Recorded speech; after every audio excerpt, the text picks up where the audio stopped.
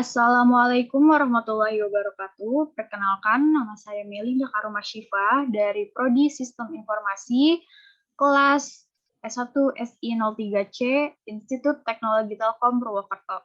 Pada hari ini saya akan membahas mengenai upaya mengembangkan strategi bisnis, strategi sistem informasi atau strategi teknologi informasi pada perusahaan. Pertama-tama, mari kita mengetahui terlebih dahulu apa itu pengertian dari perencanaan strategi sistem informasi. Menurut para ahli, salah satunya menurut Lederer and Gardiner tahun 1992, PSSI merupakan proses mengidentifikasi portofolio aplikasi sistem informasi berbasis komputer yang membantu suatu organisasi dalam melaksanakan rencana bisnis dan mewujudkan tujuan-tujuan bisnisnya. Sementara menurut Fiedler and Rogerson tahun 1996, PSSI merupakan cara mengidentifikasi sistem aplikasi yang mendukung dan dapat meningkatkan strategi suatu organisasi, serta ikut menyediakan kerangka kerja agar saat pelaksanaan sistem tersebut lebih efektif. Jadi dapat disimpulkan bahwa PSSI merupakan proses mengidentifikasi suatu sistem informasi sebelum dikembangkan menjadi rencana untuk penggunaan sistem informasi yang berkelanjutan. Dan dalam penyusunan strategi harus menyesuaikan kebutuhan bisnis atau tujuan dari organisasi tersebut, sehingga menghasilkan rencana strategis berkelanjutan yang tepat serta dapat diaplikasikan untuk mengembangkan teknologi informasi dan kebutuhan bisnis dalam suatu organisasi untuk jangka waktu yang panjang. Setelah itu, mari kita mengetahui apa itu pengertian dari strategi sistem informasi. Strategi sistem informasi memiliki fungsi sebagai mendefinisikan kebutuhan organisasi untuk sistem informasi agar dapat mendukung strategi bisnis secara keseluruhan. Selain itu, ada juga pengertian dari strategi teknologi informasi. Strategi teknologi informasi memiliki fungsi untuk menguraikan visi mengenai permintaan organisasi akan informasi dan sistem yang akan didukung oleh teknologi informasi. Jadi, strategi teknologi informasi lebih membahas mengenai penyediaan kemampuan teknologi informasi dan komputer, sumber daya, layanan operasi teknologi informasi, pengembangan sistem, dan dukungan pengguna. Oleh karena itu, strategi teknologi informasi dan strategi sistem informasi sendiri saling berhubungan. Strategi sistem informasi yang akan mendefinisikan serta menganalisis kebutuhan bisnis suatu organisasi dan mencari tahu kebutuhan teknologi informasi yang akan digunakan untuk memenuhi strategi bisnis suatu organisasi. Sementara strategi teknologi informasi yang akan berkontribusi dalam memenuhi kebutuhan strategi sistem informasi dengan menyesuaikan kebutuhan teknologi informasi, sumber daya, dan pengembangan sistem yang dibutuhkan suatu organisasi. Sementara di sini ada pengertian strategi bisnis juga. Strategi bisnis sendiri dibuat berdasarkan kemana bisnis akan bergerak atau berjalan, dan mengapa bisnis, sehingga di dalamnya terdapat tujuan dan ranah bisnis, arah bisnis, kepuasan bisnis, serta perubahan-perubahan yang akan terjadi di dalam masyarakat yang akan dianalisis untuk membuat strategi bisnis. Sementara ada pengertian lain dari strategi bisnis, yaitu rencana atau tindakan jangka panjang yang dirancang untuk mencapai tujuan tertentu atau serangkaian tujuan dan sasaran yang relatif terhadap pesaingnya. Oleh karena itu, dalam pengembangan bisnis, strategi bisnis dapat memperhatikan hal-hal sebagai berikut. 1. Meninjau terlebih dahulu rencana bisnis yang telah dibuat. Rencana bisnis biasanya merupakan dokumen yang merangkum tujuan operasional dan keuangan bisnis serta berisi rencana rinci dan anggaran yang menunjukkan bagaimana tujuan harus direalisasikan. Yang kedua, melihat kompetitor atau menganalisis bagaimana persaingan di antara para pesaing.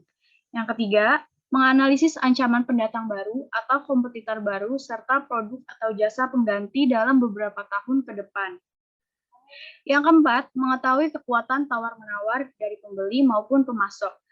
Nah, hal-hal di atas merupakan cara untuk mengembangkan strategi bisnis agar bisnis rencana bisnis ataupun strategi bisnis yang dibuat oleh suatu perusahaan dapat berjalan sesuai rencana dan dapat diaplikasikan untuk jangka waktu yang panjang.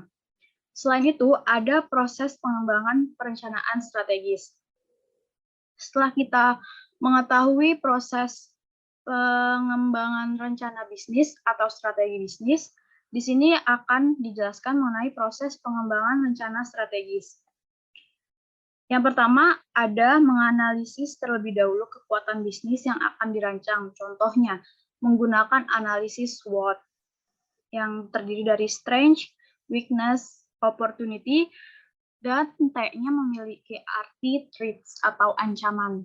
Strength merupakan kekuatan yang harus dianalisis terlebih dahulu sebelum membuat bisnis. Weakness yaitu kelemahan. Di sini kita bisa melihat kelemahan dari bisnis kita. Dan opportunity adalah kesempatan. Itu kita bisa melihat kesempatan yang bisa kita ambil atau celah untuk membuat bisnis tersebut. Selain itu ada juga threats, yaitu ancaman. Ancaman atau bisa dibilang itu salah satunya adalah kompetitornya. Nah, setelah itu ada menentukan visi, misi, dan tujuan utama perusahaan atau organisasi. Yang ketiga, menganalisis lingkungan kompetitif eksternal maupun internal perusahaan, serta mengidentifikasi peluang dan ancaman terkait dengan kebutuhan yang ada di masyarakat. Selain itu, analisis internal berupa kelebihan dan kelemahan dari bisnis yang diciptakan perusahaan atau organisasi. Yang keempat, memilih strategi yang tepat dan konsisten dengan misi dan tujuan utama perusahaan, serta didasarkan pada kekuatan dan kelemahan internal untuk memanfaatkan peluang eksternal dan meminimalisir ancaman eksternal. Yang kelima, menerapkan strategi ke dalam serangkaian tindakan seperti mengalokasikan peran dan tanggung jawab, mengalokasikan sumber daya, menetapkan tujuan jangka pendek, dan merancang kontrol organisasi. Contoh nyata yang dapat kita ambil dari perencanaan strategi sistem informasi dengan perencanaan bisnis, perencanaan strategi sistem informasi atau teknologi informasi, itu ada di sini saya ambil dari perusahaan Grab. Nah, PSSI sangat dibutuhkan untuk mengembangkan perencanaan strategi di bidang teknologi informasi. Perusahaan Grab bergerak di bidang jasa pelayanan, sehingga strategi informasi dibutuhkan untuk menyesuaikan kebutuhan pelanggan dalam kurun waktu 3-5 tahun ke depan, agar perusahaan tersebut dapat melayani pelanggan secara maksimal dan dapat menjadi pilihan terbaik bagi pelanggannya. Adapun mari kita ketahui terlebih dahulu visi dari perusahaan Grab. Visi dari Grab sendiri adalah berkomitmen untuk membawa dampak positif dari teknologi untuk meningkatkan kualitas hidup masyarakat Indonesia melalui layanan digital dan peningkatan keterampilan. Selain itu, misi dari Grab adalah yang pertama, membantu pemerintah menciptakan infrastruktur digital nasional. Yang kedua, meningkatkan inklusi dan literasi digital di Indonesia. Yang ketiga, memberdayakan wirausahawan mikro dan bisnis skala kecil melalui penciptaan lapangan kerja, peningkatan keterampilan dan akses pada teknologi. Yang keempat, membangun angkatan kerja yang siap menyambut masa depan. Visi dan misi diketahui untuk menyelaraskan strategi, tujuan organisasi, dan strategi yang telah dijalankan oleh perusahaan Grab. Berikut strategi yang telah dilaksanakan oleh perusahaan Grab.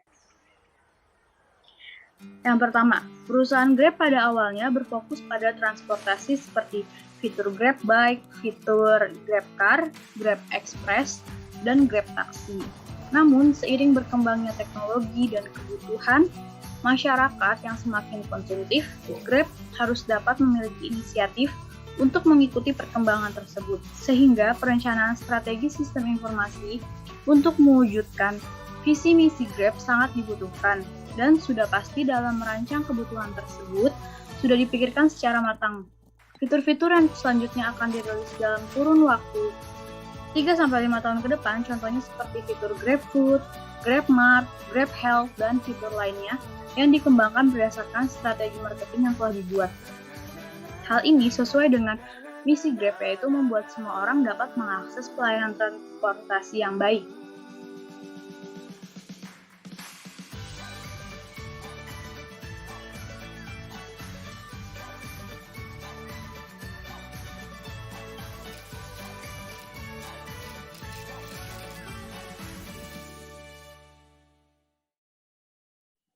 selain fitur-fitur jasa pelayanan, Grab juga mulai mengembangkan fitur atau sistem pembayaran non-tunai yang mulai dirilis setelah beberapa tahun berdirinya Grab.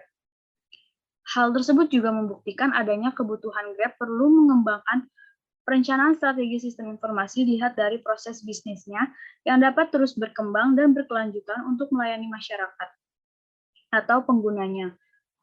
Penggunaan pembayaran non-tunai dapat memudahkan pengguna Grab karena kita dapat mengakses e-wallet yaitu OVO untuk melakukan pembayaran setelah menggunakan fitur-fitur pelayanan yang ada di Grab.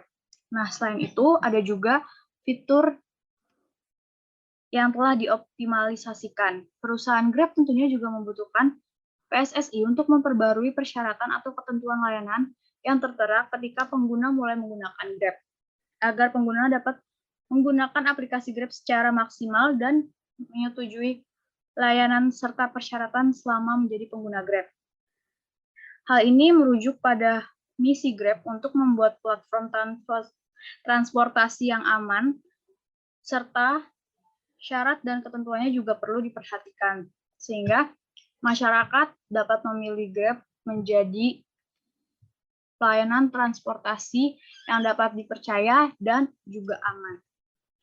Grab juga mulai bekerja sama dengan perusahaan-perusahaan lain yang memang sudah ditargetkan dalam bisnis proses perusahaan Grab seperti Telkomsel, Samsung, dan Erafone yang ditargetkan untuk menyejahterakan pengemudi yang berada di Grab karena bisnis proses Grab berjalan dua arah yaitu ke pengemudi dan pengguna atau pelanggan.